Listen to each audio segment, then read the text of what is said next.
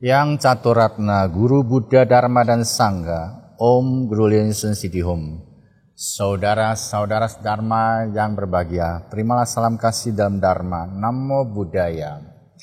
Hari ini saya lanjut mengajak saudara-saudara mengikuti Dharma Yatra saya di Nepal 22 tahun yang lalu. Hari ini memasuki hari ketiga, usai sarapan kami masih naik bis yang itu juga tanpa AC, dan siap melakukan perjalanan jauh dengan menempuh waktu 7 jam menuju lembah Pokhara yang berlokasi di barat laut Nepal. Kelihatannya kelelahan kemarin masih belum habis. Tak seorang pun dari kami yang berniat ajak ngobrol, semuanya terlelap dalam tidur yang pulas. Samar-samar tampak sebuah sungai dengan air yang teduh terus menemani bis kami pada sisi kiri di sepanjang jalan. Kira-kira sudah menempuh separuh perjalanan, kami semua terbangun oleh suara deras air mengalir. Rupanya sungai tadi yang airnya tenang, sekarang memasuki bagian air yang cukup deras. Menurut tour guide Raja, ini sungai yang terpanjang di Nepal, namanya Trisuli. Dan kendaraan kami sedang sejajar dengan bagian sungai yang biasa digunakan turis untuk bermain arum jeram. Pemandangannya bagus sekali. Setelah melewati sungai bagian arum jeram, Trisuli berubah wujud dengan memperlihatkan wajah yang penuh batu-batu kerikil di bantalan sungai yang setengah mengering. Beberapa truk tampak berhenti di atas dasar sungai yang dangkal untuk dimuati kerikil-kerikil kecil yang sudah dihancuri lewat tangan-tangan kaum papa yang bekerja keras di bawah teriknya sinar matahari.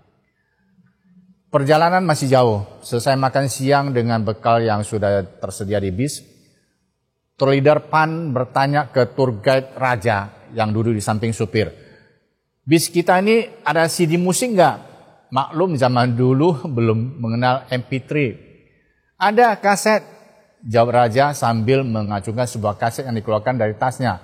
Dia segera memasang kaset ke dalam tape recorder mobil. Kami pun mulai terhibur dengan lagu pop Nepal. Lumayan lagunya menyenangkan.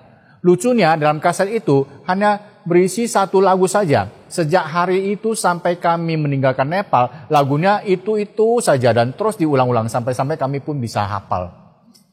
Akhirnya, sekitar pukul 4 sore bis kami tiba di sebuah hotel yang berada di pinggir danau. Wajah kami penuh dengan debu. Dengan tubuh yang lelah menarik koper masing-masing ke kamar. Tak seorang pun tertarik dengan indahnya pemandangan danau. Dan tujuan kami memang bukan danau.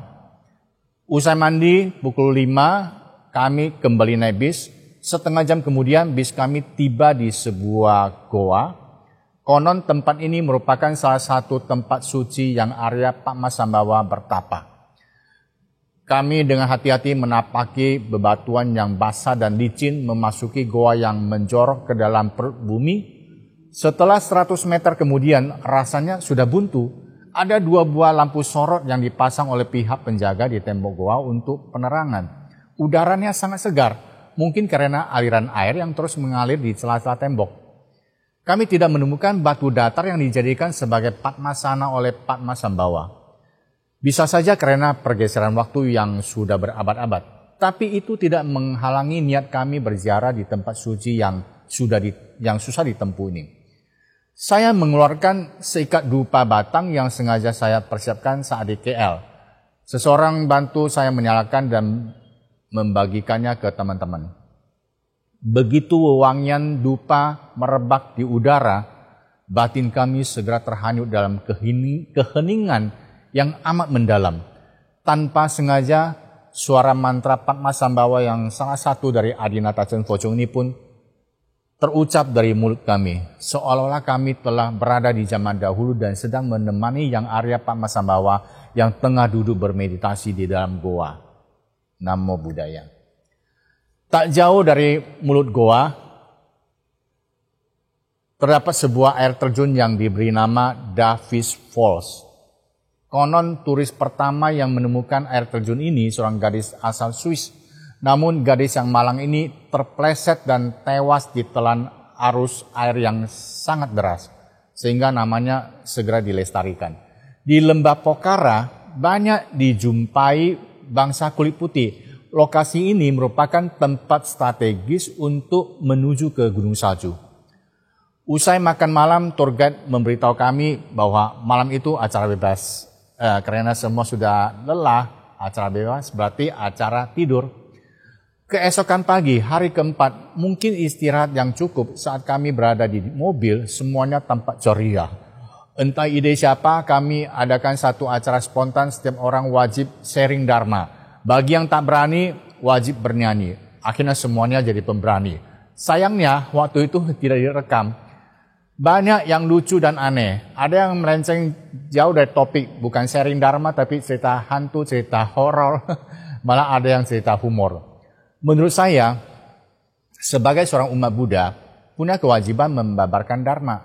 Jadi tugas pembabaran dharma tidak hanya terbatas pada seorang dharma duta. Mengapa? Soalnya seorang umat Buddha mesti belajar maitri karuna. Berarti dia mesti sharing kebahagiaan kepada sesama. Jalan kebenaran itulah jalan menuju kebahagiaan. Untuk itu, kita wajib buka mulut menunjuk jalan kebenaran kepada siapa saja yang belum menemukan jalan kebenaran. Meskipun cerita kita selalu sama, tidak masalah, berulang-ulang justru akan dijadikan sebagai pelatihan.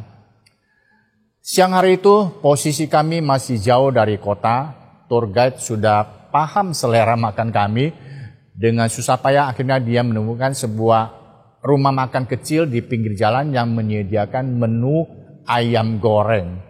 Wah, kami sangat girang, masing-masing cari bangku duduk di rumah makan yang tidak terlalu luas itu. Tidak ada kipas angin, tidak ada minuman dingin, udara sangat panas, tidak masalah. Yang penting kami jangan disuguhi rempah-rempah. Tempat cuci tangan tersedia di pekarangan belakang. Tampak beberapa ekor ayam sedang bermalas-malasan di bawah pohon. Mungkin rumah makan itu tidak pernah melayani tamu yang begitu banyak. Agak kewalahan, setelah 1 jam menunggu, pemilik rumah makan baru mengeluarkan 1 panci ayam goreng dan 1 baskom nasi putih.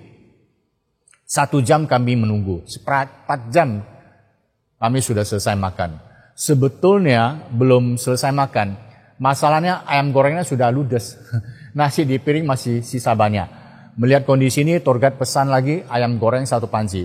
Dan mau tak mau kami menunggu lagi 1 jam. Akhirnya urusan makan siang pun terpaksa menghabiskan 2 jam lebih di rumah makan itu. Saat mencuci tangan di pekarangan belakang, ayam yang tadinya di bawah pohon sudah tidak kelihatan. Nalo, berarti daging ayam tambahan yang kami makan tadi bukan lagi daging 3 bersih. Namo Buddhaya. Sore hari itu kami masih sempat berkunjung ke 2 tempat suci. Yang pertama, kuil Swayambunat. Konon kuil ini merupakan tempat ibadah yang dibangun sesuai amanat yang Arya Pak Masam bawa. Banyak kera berkeliaran di sekitar kuil, sehingga dikenal juga sebagai kuil kera. Lokasi kuil berada di titik tertinggi kota Kathmandu. Kalau berdiri di sisi pagar, seluruh pemandangan kota Kathmandu dapat terlihat dengan jelas. Yang kedua, wihara aliran Kargyu. Kami disambut oleh seluruh penghuni wihara. Saat berpamitan, puluhan lama asal Tibet mengucapkan selamat tinggal dalam bahasa Mandarin. Hari kelima, sesuai agenda rencana akan berkunjung ke Taman Lumbini yang sangat jauh. Dan besok sudah mesti meninggalkan Nepal. Teman-teman mengeluh ke tour guide, masih banyak yang belum belanja nih. Belum puas belanja? Iya, yang mau dicari masih belum ketemu. Tour guide bingung, apa sih yang dicari? Berarti yang dibelanja selama beberapa hari ini bukan yang dicari. Oke, pokoknya ikuti maunya turis saja. Sehingga hari itu kami diajak ke Dubar Square. Selain dapat menikmati bangunan bersejarah, sekaligus dapat bershopping ria. Di Dubar Square, sering kami jumpai tangka atau pratima yang bagus-bagus. Ada yang dipajang di etalase, ada pula yang di tangan asongan. Harganya tentu beda jauh. Ternyata setelah diamati dengan saksama, mutunya memang jauh berbeda. Ada satu pengalaman lagi yang kami dapati di Nepal. Kalau ketemu seorang asongan yang coba menawarkan barang dagangannya, kecuali kita memang berminat, jangan sesekali iseng tanya, how much? Wah, sepanjang jalan kita akan ditempeli terus sambil menyodorkan barang yang kita naksir tadi. Dan harganya pun bisa terjun bebas dari Rp1.000, Rp500 sampai Rp50. Supaya tidak diganggu terus ya, seperti roh penagih utang, udah lebih baik bayar saja Rp50, selesai. Malam hari terakhir kami semua tidak berani kemana-mana, semua menghabiskan waktu cukup lama untuk mengepak barang bawaan yang membengkak sekian kali lipat dibandingkan saat kami tiba. Ada yang diikat, ada yang diplester, sungguh memusingkan.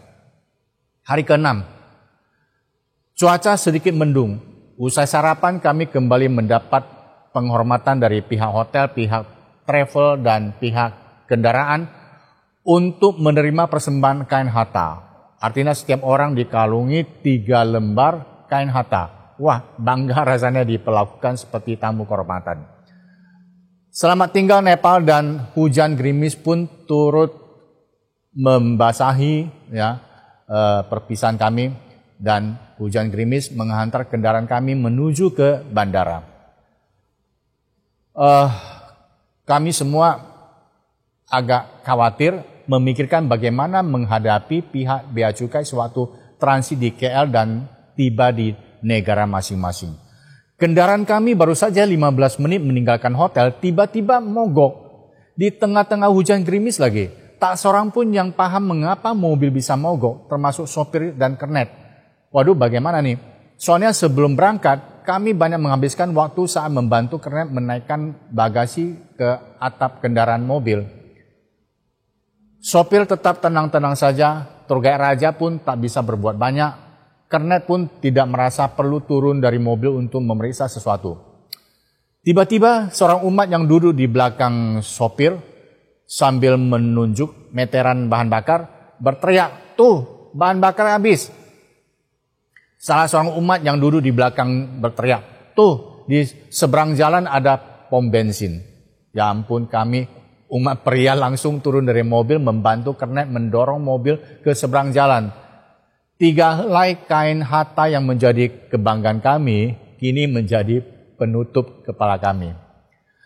Untung kendaraan kami tiba di bandara masih termasuk tepat waktu. Tapi kami dikejutkan lagi dengan sebuah pengalaman yang lebih pahit lagi. Ternyata semua bagasi kami sebelum check-in mesti dibongkar untuk diperiksa. Baik koper, kardus, kantongan jinjingan tanpa kecuali. Bagasi yang kami packing yang dengan susah payah semalaman, ya ampun, apa boleh buat, ini sudah menjadi peraturan setempat. Semua dibongkar kembali.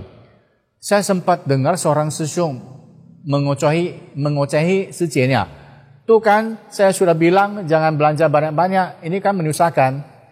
Ya itulah traveling, ya ada suka juga ada dukanya, ya seperti hidup kita. Nah saudara-saudara, yang jelas kami beruntung saat transit di KL dan tiba di Bandara Suta, bawaan kami aman-aman saja. Namo Buddhaya. Dan marilah kita bersama-sama menyanyikan sebuah gita wihara yang liriknya dari buku karya Yang Mulia Dharma Raja Linsen, Xie Gei Yu.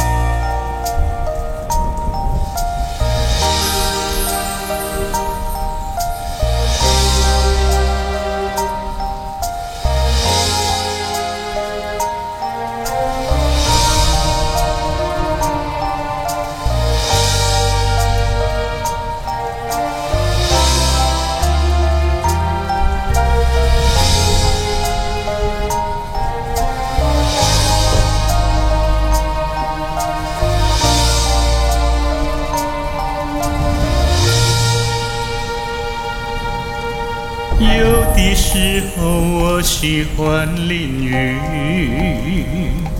我不一定喜欢充满阳光的日子里，有时淋雨是团聚，淋雨不寂寞，淋雨不悲伤，淋雨不落寞，淋雨是爱。我曾看见神的子淋雨。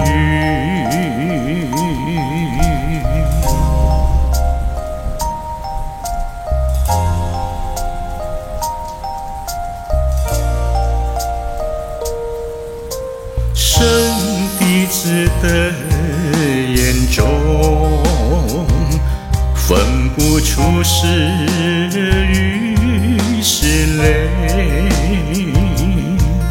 神的子在雨中向我下跪，神的子跪在雨水中，